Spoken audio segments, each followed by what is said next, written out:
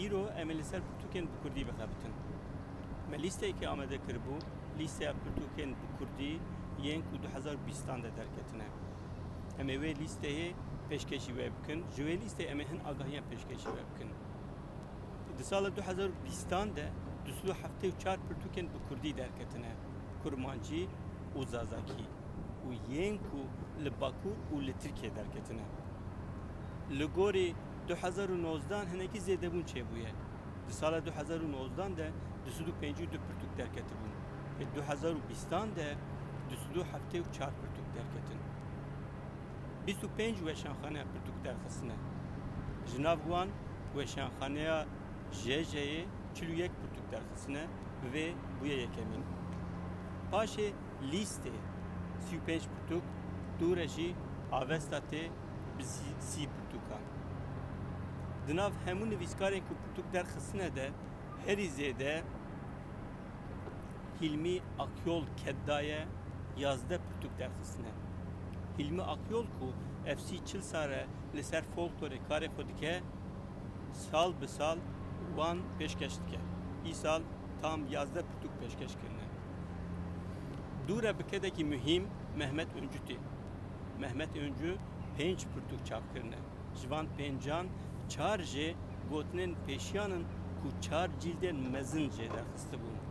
و 50,000 هب گوتنی پیشیان دوانده هنه. جبلیوان محمد önce پرتوک جی دو گوتن پیشیان ده جن درخستیه. ev her dو کد هیلمی آکیول و محمد önce دناف همو لیسته‌ای ده درکتنه پیش. وکی هر سال ای سال دیسا هلبست زیده هاتنه چاپ کرن. به تمامی هفته و 6 هلبست هاتنه چاپ کرن. لگوری پا پیرار ev disa zede bunek çe buye. Dure romante paşe çirokte. Mego dusu hafte uçar pırtuk. Li hemu ne kurmancine. Eri kurdine beşek zede kurmanci tene tede hüvde hep be kırmançki be zazaki hene. Yani jiddusu hafte uçar haban hüvde hep be kırmançki hene. Ve şanxane vate roşna پیوند و ویر اف پرتوکن کرمانشکی چاپ کرنه.